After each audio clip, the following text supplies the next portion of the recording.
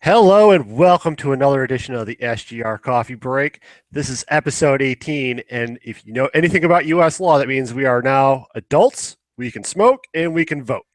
So watch out, world, we are now fully fledged adults on the internet.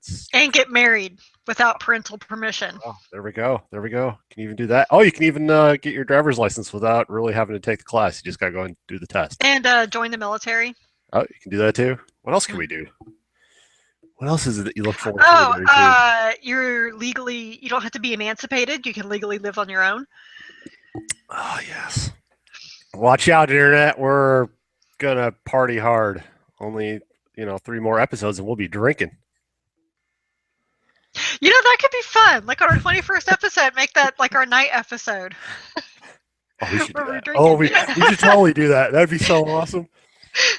It's our 21st birthday, yo! Shots! No, I'm too old for shots. I can't do it. Oh, my goodness. But you know what else you can do at 18? Oh, what can you do at 18? You can legally buy an M-rated game without your parents, like Mortal Kombat X. As the commercials have told me, it's not Mortal Kombat 10, it's Mortal Kombat X. Oh, okay. For X for extreme. Whatever. Extreme. I don't know what the X is for. I mean, because it was kind of rebooted, but then, it was rebooted, right? And so then I'm, talking about it on the Action Trip, how it's been rebooted. So, and I read somewhere that it's been, the lore beforehand has essentially been retconned. Oh. For the last Mortal Kombat game, that was on Vita. But then this guy on Action Trip told me, he's like, well, no, actually, it hasn't been retconned. This is just a separate timeline. I'm like, okay, you're killing me, man. I can handle retconning more than I can handle timelines. Because that's usually in comics, I'm like, I'm out. Screwing with the timeline. Yeah. Alternate dimensions. I'm out. Yeah. Although the best thing I heard was when I reviewed Mortal Kombat 10 was because I was praising the story, and someone coming down there's like actually Injustice's story was better than this. This took a step back. I'm like, wait. You're talking about a game that took in an alternate dimension, to kill each other is a better story than this. We can't be friends. Fucking comic book stuff. Jesus Christ. Well, it's I was reading the Injustice comics because I didn't play the game, but I was reading the comics, and I think I read the first 4 comics because I think you started reading them too, right? A couple of them, and it's the first one's totally takes your breath away that you can't believe that happened at the end, and then I kind of fell out of reading it because I got caught up with other things. And then one of my friends who's really hardcore reading it, she's like, oh, by the way, this is an alternate dimension, so just go ahead and cancel your subscription. I'm like, yep, I'm out. Oh, fucking alternate dimensions. It's like the cheapest fucking hook that they use. It's not like that, but she said this is an alternate dimension on Earth too. I'm like, oh, I'm out. She said 2 things I hate in DC: Earth 2, alternate dimensions. Oh. In Marvel Universe, it's alternate dimensions and Wolverine. Yeah. Good Lord. So. But this is not, okay, so this is alternate timeline, whatever. I'm going to say it's retconned for my own personal sanity. Let's talk the story of Mortal Kombat, because you have finally finished it, right? Yes, I beat it last week. Yes. Thursday or Friday, something like that.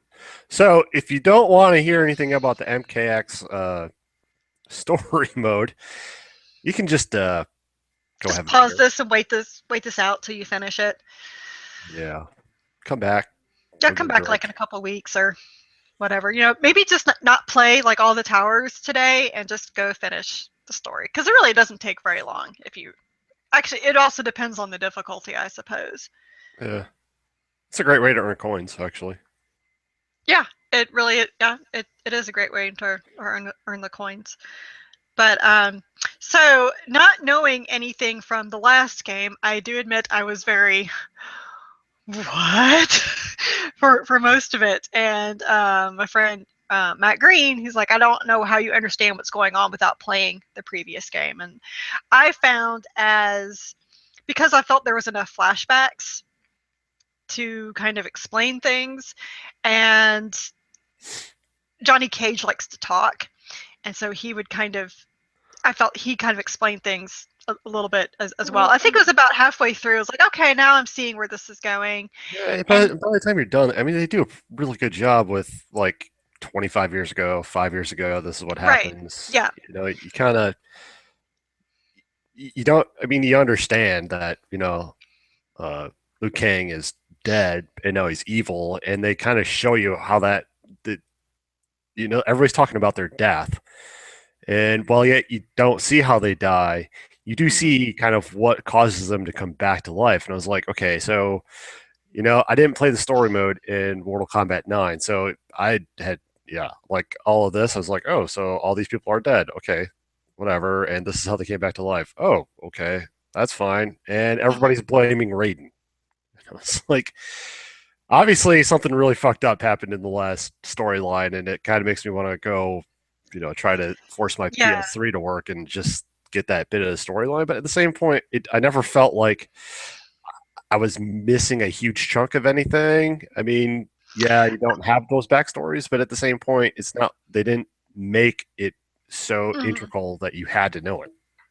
Now, I do wonder if you've never had any Mortal Kombat experience before, if that would have been a detriment, because you might have been, well, who's this guy? What does this Oh. matter? Um, Oh yeah, you definitely would have been if you have never played a Mortal uh, Kombat game, because they're Sindel and I forgot Cabal. You know, you really wouldn't know those characters. You wouldn't understand the correlation that Liu Kang has with Raiden. You wouldn't mhm. understand the significance of it. You wouldn't understand why, because you have Kotal Khan, but he's a successor after Shao Shao Kahn. Kahn, and if you kind of, yeah, you do have to know some of the lore. Otherwise, it's going to be one of those games where it's just a bunch of names and locations thrown around, and you have no fucking clue of what the hell's going on or why any of these characters matter. And I was kind of that same way because, as we discussed several times, my experience has been since the early 90s. I think because I recently scanned in all instruction booklets and I saw that the first Mortal Kombat on the Game Gear came out in 1993. So I am well removed from the universe. So I was trying to piece in what I remembered into it. So we get to the Outworld chapter, which I think was chapter 2, because I Yeah, believe it's that's Johnny Cage is 1, and then Kotal Khan is 2. And first I'm like, well, who's Kotal Khan? Well, there's going to be new characters. Maybe they're new to the universe. Maybe they're just new to me, whatever. And, the Melina comes in, and I remembered her because she was one of Shao Kahn's assassins. And she's trying to overthrow him. I'm like, well, what happened to Shao Kahn? Is he dead? Like, what happened? I know that he was being punished in Mortal Kombat 2 for failing the combat from the first one, but is he gone? What happened to him? Who's Kotal Khan? So I had, and he was talking about, that Melina was, she was in prison, and someone, was it Kano? Kano got her out. So I was like, well, I kind of remember hearing the name Kano from the first Mortal Kombat, but I don't really know who he is. And and then like I'm hearing about Kung Lao. Like I have no idea who Kung Lao is because although when I found out from scanning instruction booklets, he's mentioned in instruction booklets of all things. He and Kano are both mentioned in there, even though they're not in either one of the games. So it's like this little thing that was just kind of hidden in there. So I had no idea who that is. I'm wondering where Liu Kang is, what happened to him. Um, and I'm seeing Scorpion is a good guy. I was like, or Sub-Zero is a good guy. I was like, well, I thought that Sub-Zero was the bad guy and Scorpion was the good. I really kind of got thrown around from trying to piece together what my understanding was. And then they were talking about Serena, and they're like, "Oh, I remember you." Like, yeah, I have no idea who you are, chick. Apparently, you're pretty important, but I have no idea who you are. Um, so all that was going on, but then I felt like about halfway through, or the Sub-Zero Scorpion chapter, is when everything kind of fell into place for me. and everything kind of made sense. And then even the next chapter, I think it was Raiden's chapter, when he went back in time to show Liu Kang and Kung Lao before they were turned into revenants. Yep.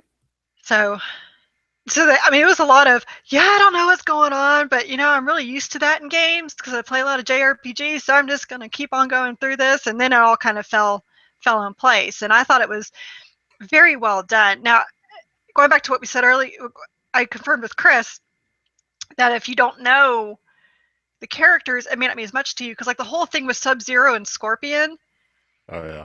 That was huge, because you knew way back from the first Mortal Kombat that Scorpion was brought back to life after the what's the name? The Lin Kuei killed him and his family, and so he's gone into the combat to the tournament to destroy the Lin Kuei and particularly Sub-Zero. And then you find out in here, like Sub-Zero, like, of course they're no longer wearing their masks. They won't even call it Sub-Zero anymore. They're like, no, call me by, I forget their names now. Like Sub-Zero is Liang something, and Scorpion is Hisashi, Hanzo Hisashi. But he's no longer a revenant, and so they sit down and have tea. It's kind of cute. They have tea, and Sub-Zero explains everything about how that it was Quan Chi all along. Of course, I was the whole time going, who the fuck is Quan Chi? Why is this guy important?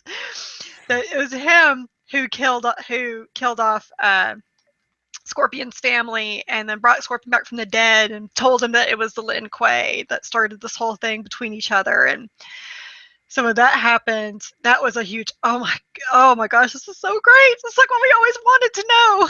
Like, now they're gonna be best friends and hug. They pretty much did. Yes. Well, they did the bro hug, the whole fist thing, and yes, we're best friends now. It's all good. Yeah. But let's talk about who was killed, because I couldn't believe that they, and I don't mean like, and I mean killed as in they can't come back. Like, they're not revenants either. Who did they kill? Melina. That was disgusting. You really didn't like seeing the bugs just crawling all over her face? I mean, no. And when Jackie Briggs said, well, I don't want it, I'm never going to eat again, I'm like, I'm with you, hun. I'm not going to eat again either. Oh, that was so bleh. Why couldn't they have killed her? I was like, yeah, when I saw Devora walking up to her to give her kisses, like, what is this? We gonna like make out here? We get a little. Is there like this a hidden scene in here? Am I gonna get some bug booby going on? Oh no, you're just gonna fill her with bugs and they're gonna eat her face off. Okay, and came out through her gut too. They went down through the intestines too. Yeah, it's like okay. Ate her from the inside out. I mean, it was. It was just, it's the looks on the Special Forces face. All four of them. It's like, yep, don't need a good picture of that. Just frame that. Yep, that's exactly how I feel right now too. That was pretty horrible. And Quan Chi, couldn't believe that, because I mean, really, when that happened and Shinnok came back, I was like, well, he's gonna put Quan Chi's head back on any minute. He's gonna put it back on. Nope. He just like, oh, it's a shame he couldn't live to see this moment. Oh well, whatevs. You had Baraka, and I know this because it was, a lot of us were hoping that Baraka would be in this game, and we were hoping that it would also be in the, the combat pack or whatever they're calling that. The weird thing is, I do not remember Baraka's death. Who killed him? It was the only fatality that you could do. It was, I didn't do it was Devora, and okay.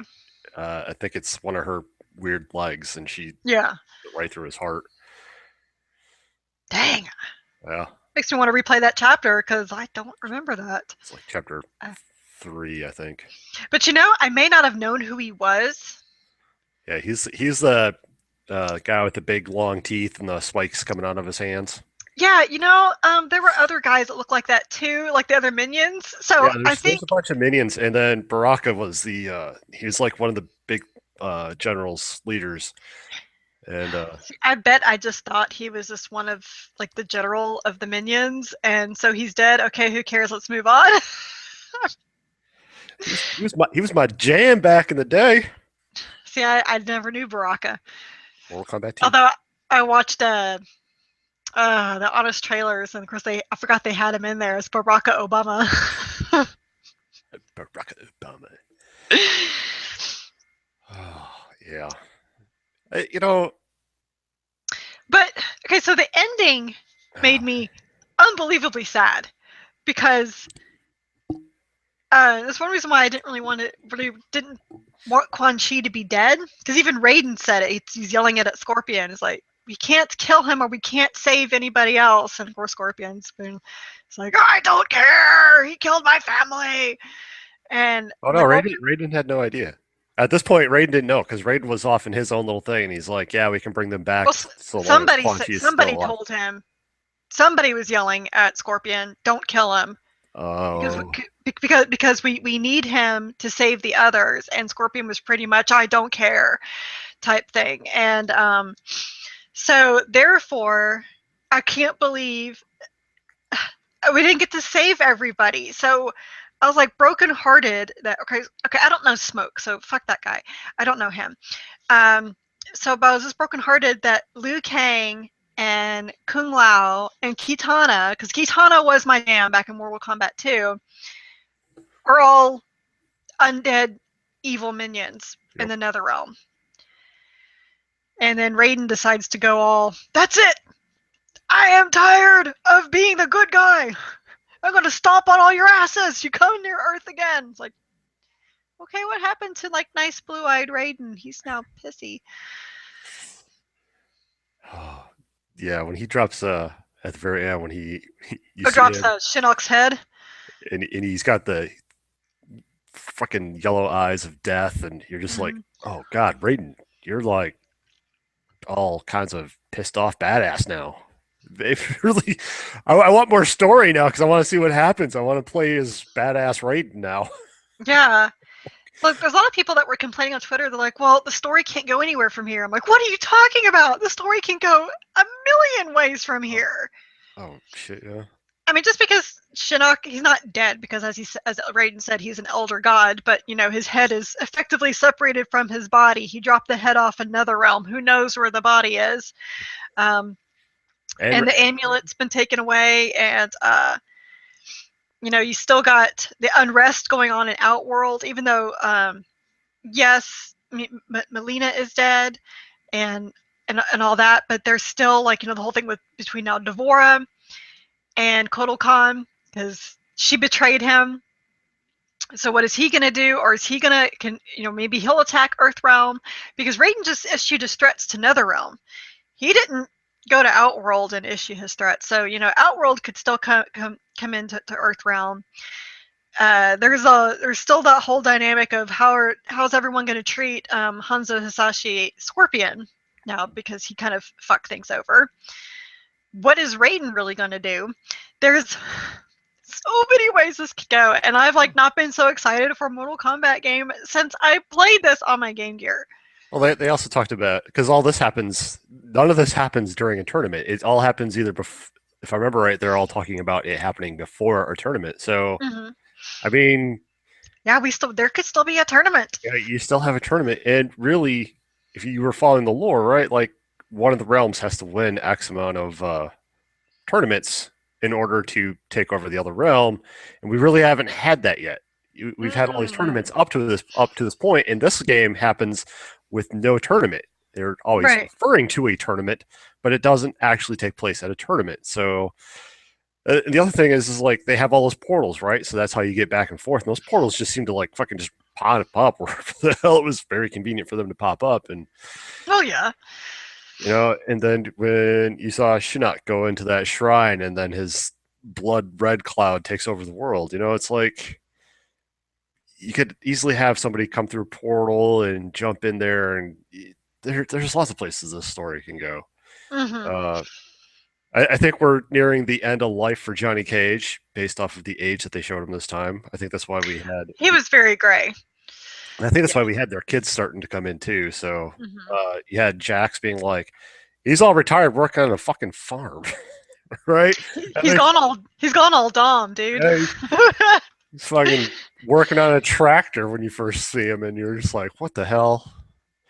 So I think I like where they're yeah, it sucks because a lot of us grew up playing a lot of these characters, but at the same point, we gotta, you gotta evolve, and you're gonna lose some of them. So I can easily see Johnny Cage being phased out in, like the next iteration, depending on how they go with their alternate Hmm. dimensions, whatever.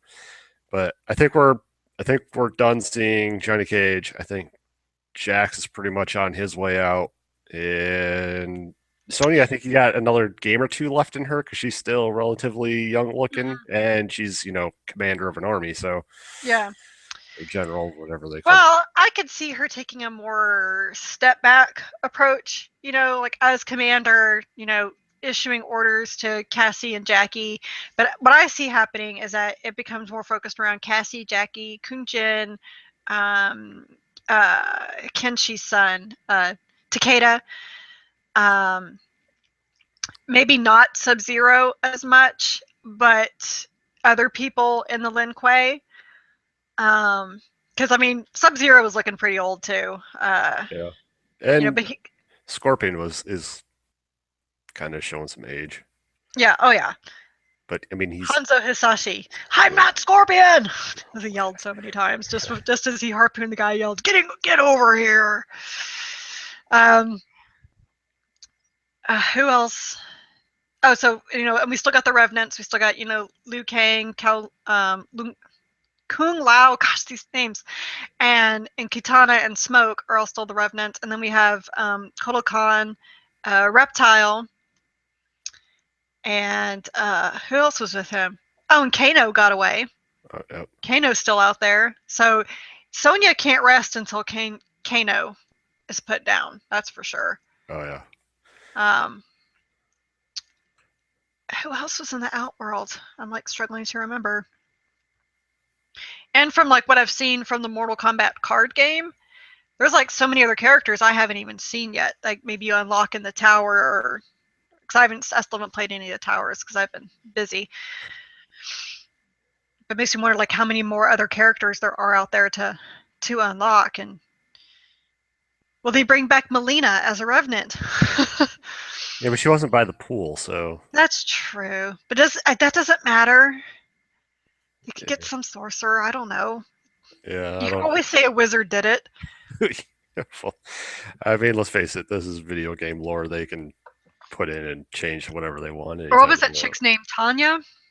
Oh yeah, I She's think still. she's gonna be a character pack, a combat pack character, if I remember Mm, right. She's coming in. Um, yeah, to me they did a really good job with the story. Uh, I have Frost, which tried to kill Scorpion, Hanzo, yeah, whatever. yeah. As somebody who had no idea who she was, she just like appeared. I'm like, who's this bitch? And then Sub Zero obviously freezes her, and he's like, "Fucking girl." That's what I took away. Yeah, just nice. She's a good person, but a little hot tempered. I was like, no, he's basically giving that look like fucking girl. And he's still like, simmer down, honey. Just simmer down. Oh yeah, it'll be interesting to see what they do with the next game. And I can also say, because we're talking about them phasing out characters, right? And based off of, so there was Northwest Regionals this past weekend, and they had MKX, and a lot of people played the kids. Cassie Cage and Jackie are both really solid characters. They were my two favorite new characters, and I'm not saying that because they're girls. I'm saying that because they were awesome characters. They were very intuitive. Their attacks were fun. They were strong in the right areas, and it didn't feel like that they were trying too hard. Like, oh, they're girls, we got to make them, badass. No, I felt like they were doing it in the right way to show like how girls would have the strength. Like, like Jackie had the metal knuckles, Mm-hmm. but basically, and plus the little grenades on her wrists, and Cassie with emulating her father's split and the Nutcracker, and using her pistols to whip. I mean, I thought it was very realistic and very, very well done. Oh yeah, and their shit talk is really good too. Yeah, it's there. I mean, really, most of them is pretty funny. Kotalcon's kind of boring from what I saw, but most of the kids I thought were very funny because, well, they're kids, they're invincible. Gotta show off a little bit. So, like, who's someone I was talking to? They said their favorite character was Kung Jin to play with. oh, everybody and their brother plays Kung Jin because he has just this freaking crazy combo. Okay, I guess I just never got my jam with him. Like, I got with Takeda a little more once I mastered using his whip, but oh yeah, at the fighting game thing that I was watching last weekend, it was like, oh look, another Kung Jin. Oh look, another Kung Jin. Oh Jesus, we're gonna watch the same combo over and over. Oh, and they're just so proud they can do it. It's fun. I mean, he's a fun character, but at the same point, I kind of think that we're going to see him get a patch nerf. And I mean, his combos obviously aren't going to change, but his damage output, I think, is going to kind of change. But at the same point, the game is what 3 weeks old now. So I mean, players are still, getting grasps on right. it. So yeah. And I'm wondering if there's like a differential, like in between like the younger kids, younger players who have maybe not grown up with these the way we have, because I more attached to Sonya Blade or Sub-Zero because that's who I grew up with, or even Raiden. But I can see like younger generation who didn't have all of those games that we did with all of those characters, and they coming in and be like, oh, because we don't have this attachment, we easily can go to some of the newer characters. Well, that is probably some younger players like, I don't mean Johnny Cage. He's got gray hair, and for fuck's sake, he's got his name tattooed across his chest. I mean, come on. Classy. Yeah, I was just like, this guy's a douchebag. Oh, yeah. Aaron Black, I'm trying to master him. I really like him. I like the Old West feel that he's got and his guns and just how he talks. Because it's Troy Baker. So, yeah. Did you know that Steve Bloom has 2 voices in this? Nope. He's Sub-Zero, which you might have heard that because it sounds like him. Got that edge, the Steve Bloom edge, and he's Reptile. Oh, I hate Reptile. Reptile talking just drives me insane. That fucking you're just like, oh well, God. He's a reptile. Get the fucking gum out of your mouth, dude. Just at least they made him like a reptile versus like I was scanning in those instruction booklets. Let's see, and they had reptile in it, and let's see if I can pull it. And he just looks just like. I mean, he looks. It was a palette. Like, just a palette color palette. I mean, look at that. It's exact like Sub-Zero's right next to him, and they're exactly the same. Like I even tried to do like find the differences, like those little kids magazines. No, they're the exact same, just flipped. Mm-hmm. You only really knew Reptile was Reptile on his fatalities, because then he would. He's Shang Tsung. You see, there's another guy that's gone. Shang Tsung, personal protector. Reptile lurks in the shadows, stopping all those who would do his master harm. His human form is believed to disguise a horrific reptilian creature, which I guess is who we saw, whose race was thought extinct millions of years ago. Actually, the reason why they did a human face is because they didn't have the technology for it, and it was just easier to do a palette swap. Kind of like the true story about how, what's his face? Mario got his mustache. Oh. It was a coloration thing. Because otherwise they said you couldn't tell a difference between his face and his body. Oh, technology, we've come a long way. Yeah, and it's like one of the most iconic things. But that's where they got. It's like the whole idea from Pac-Man came from his creator eating pizza. Someone took a first slice, and he's like, "Wait, He can eat dots and chase yes." ghosts. Well, actually, if you see it in a video game documentary, they talked about how he was trying to get girls into video games, and they figured in Japan what girls like to do is eat, which I was like, wow, okay. And they like sweet things, so he was trying to figure out like something about eating and eating sweet things, and so that's where Pac-Man came from, because it's like slice of pizza. Saw that face, like, okay, I could see that. Oh, and he goes around and eats like fruit and things. Girls will love it. Well, they did. So, and I've just like killed everybody's illusions about Pac-Man. You Welcome know, to the. it's like I went to an art exhibit. I went to the Modern Museum of Art exhibit with this family friend who is an artist. Like he is a painter. He does murals and all this stuff. And it's hard to go with him to this stuff because, like, so we're looking at this one painting. It's like these three women, like, in a circle, like they're dancing, and they're kind of going up, and at the top their heads are bowed, and you listen to the little audio tape that tells you all about it, and they're saying that they're bowing to each other in submission, and he's like, nah, he ran out of the room at the top, so he made them duck their heads down. Like the other painting that has like all the paint drizzled on it, you know what I'm talking about? Mm-hmm. There's a handprint up at the top, and they said that's where he got close to his painting. And he's like, no, he fell.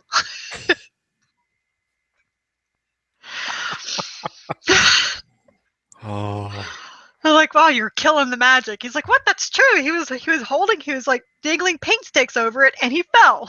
Like you can tell by where the hand is. He said that's how he does most of his murals.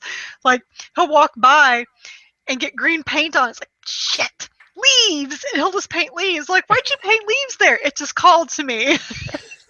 It's called to me. Oh, that's great. Yep. Oh. So, other than Mortal Kombat, what have you been playing?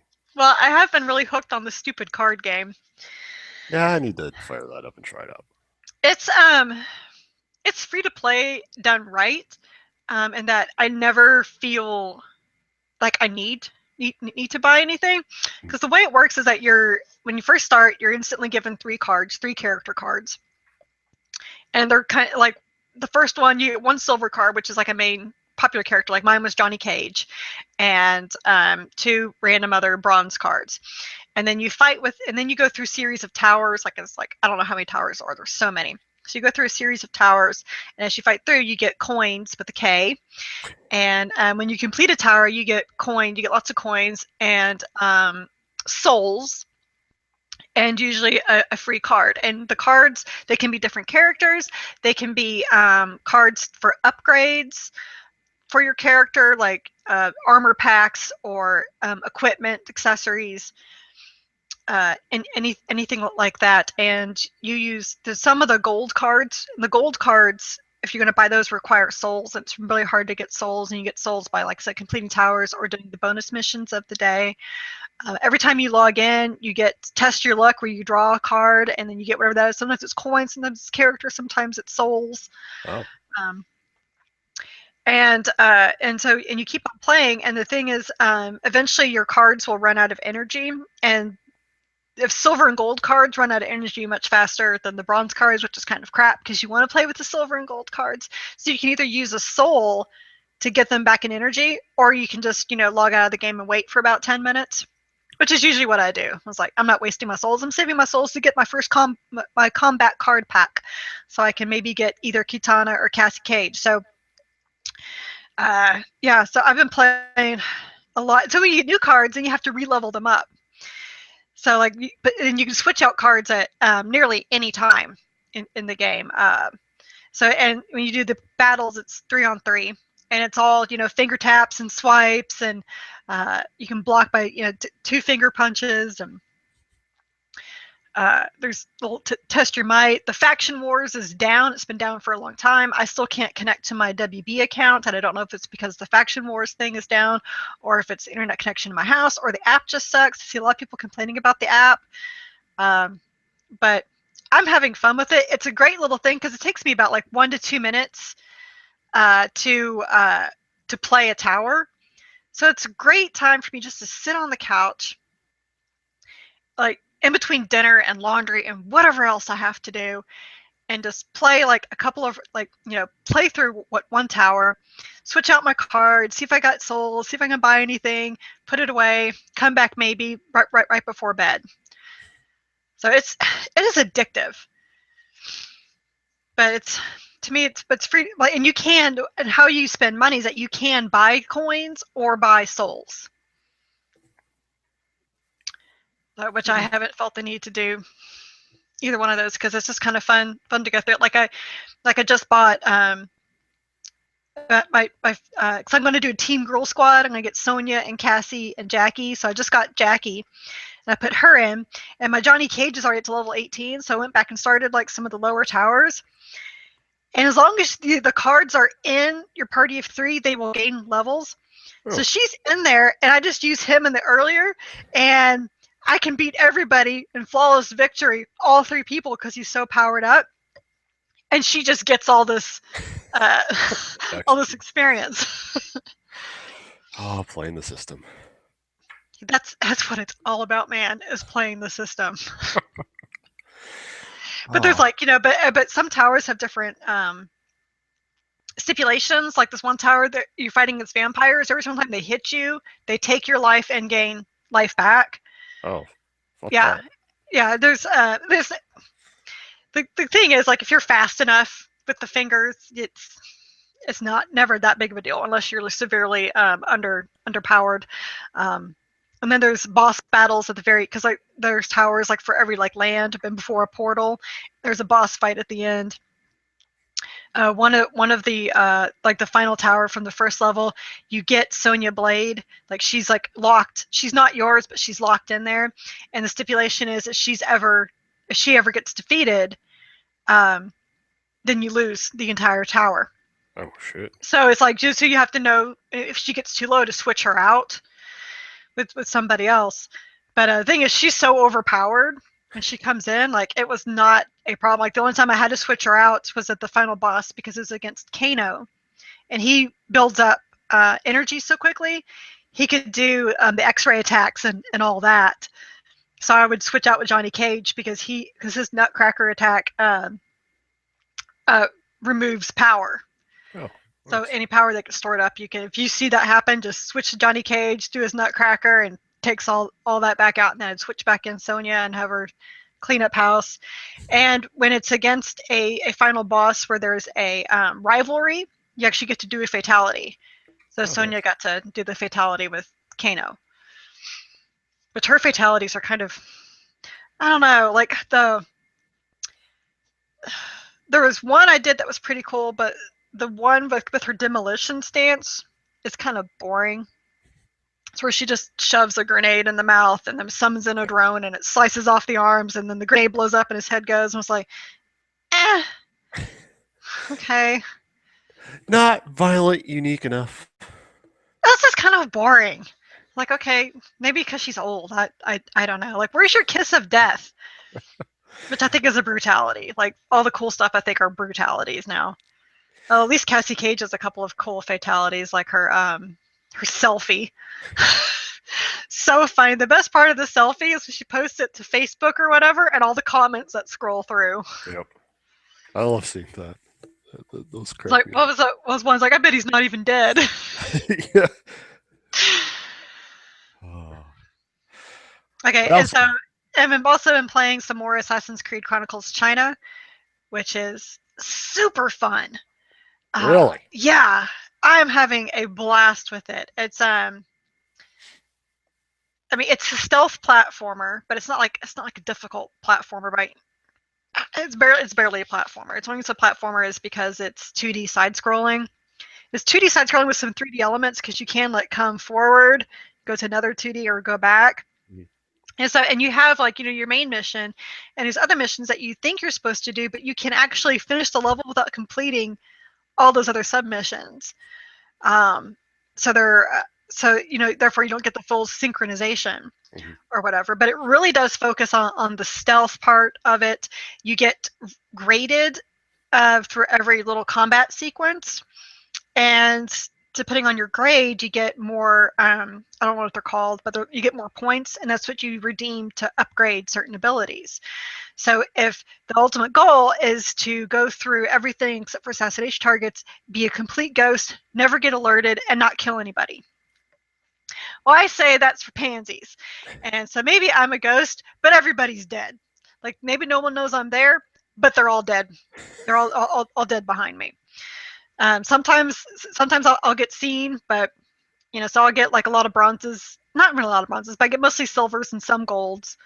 But only if I notice that it's just not even worth trying to go back and kill them. Well, I just leave them alone. And there was one guy I was like, it may not even be worth, killing him. And then but I did it anyway. I'm so glad I did, because in the end sequence I could not have done with him still alive and roaming around.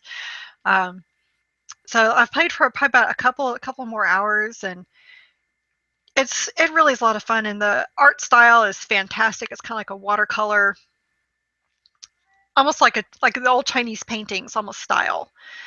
So it kind of reminds me a lot of what was that awesome game? Came out in Vita recently, Muramasa. A lot of kind of that art style.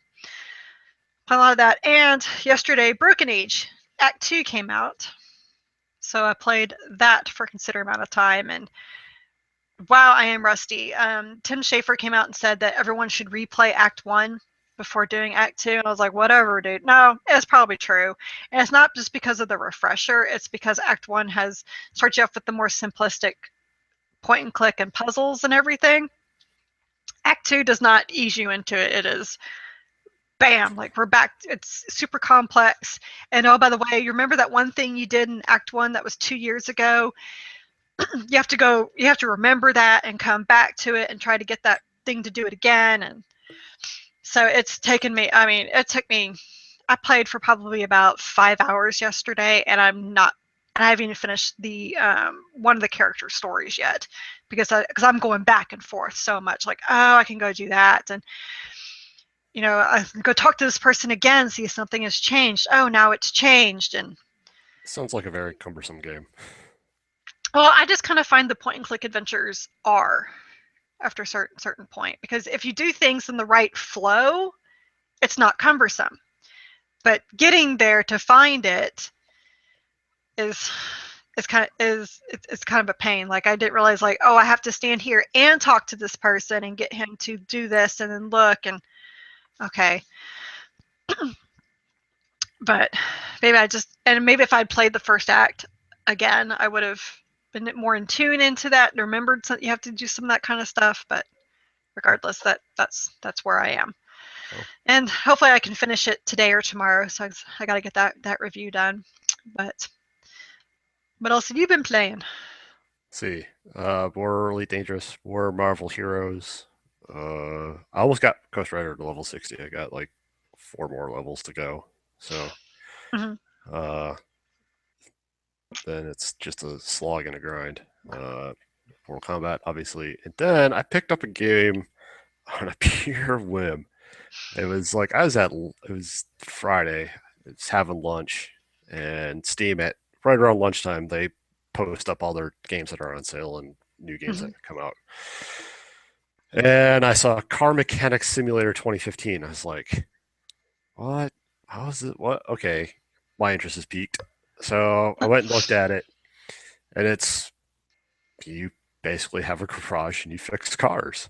And the point is eventually you can go to a car auction and you can buy your own car that you then have to obviously save up money to restore. And I was like, oh, this is like wrenching on my truck, except for I don't break my knuckles and I don't burn my arms on the fucking intercooler pipes. This looks like a lot of fun.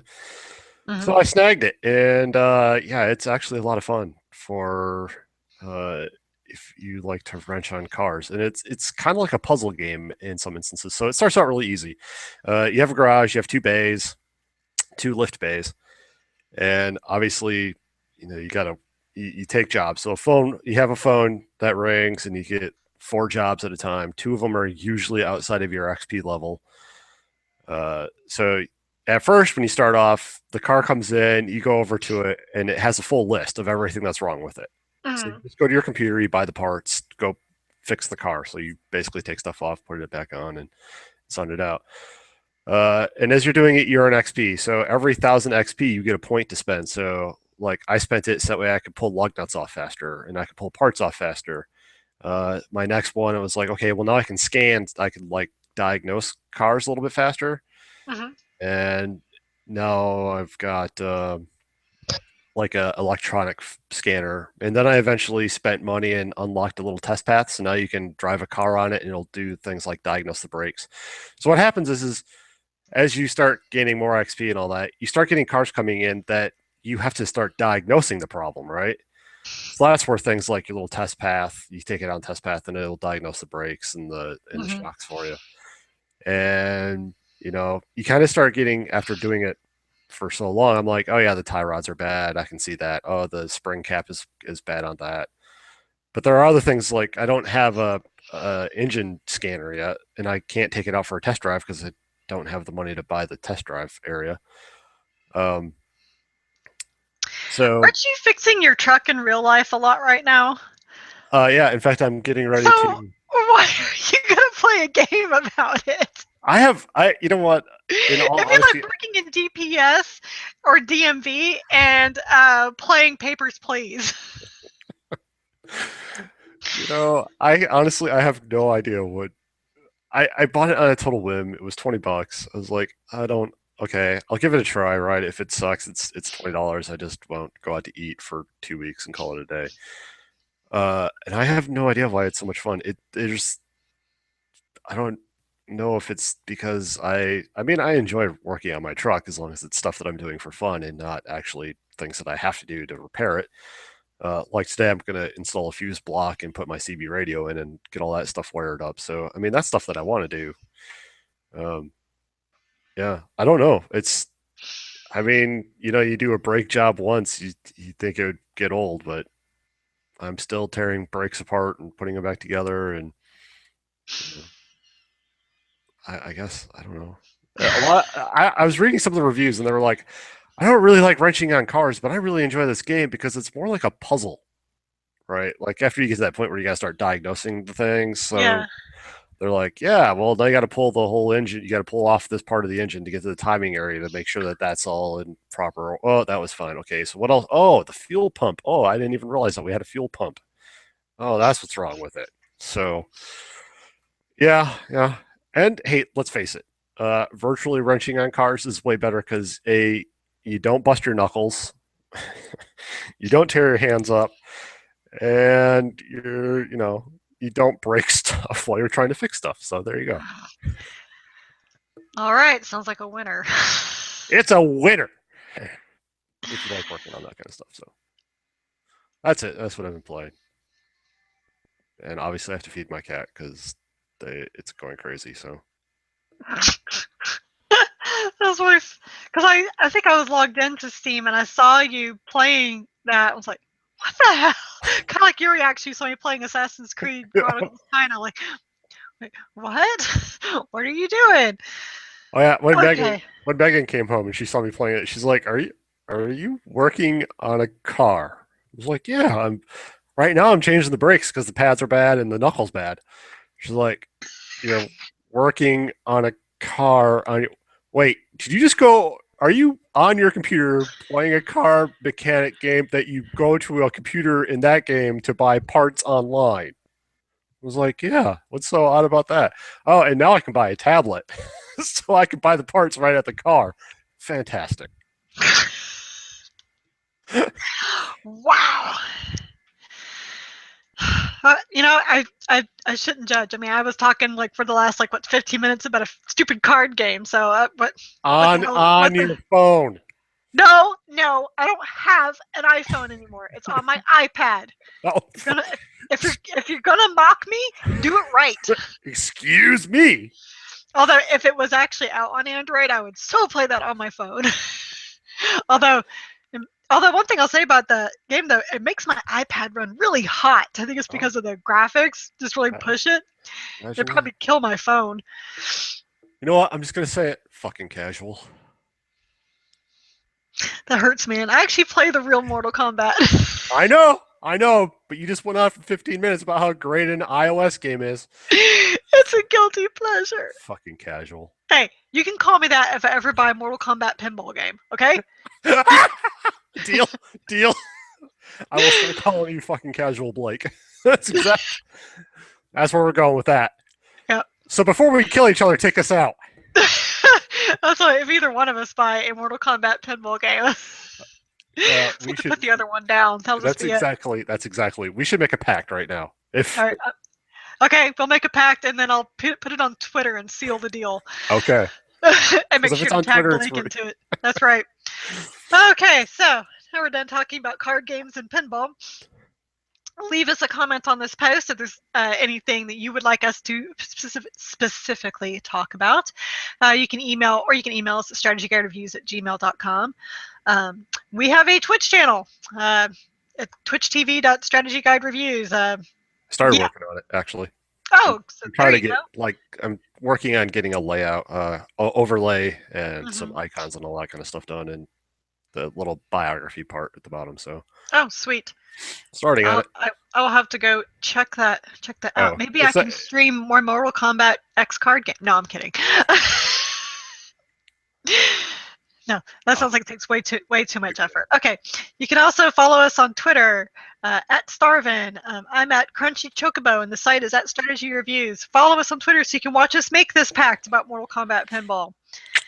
And of course, we ask that you keep on reading SGR as we do our best to come up with strategy guide stuff. And I will get to Pillars of Eternity eventually. Work's just killing me. And The Witcher 3, oh god, I can't. I just so can't. Just cry. I can't adult, Chris. I just can't. It's too much. Adulting is hard. It is hard. It's overrated. No one told me to be this hard. I need beer in my coffee. You think you need something stronger than beer?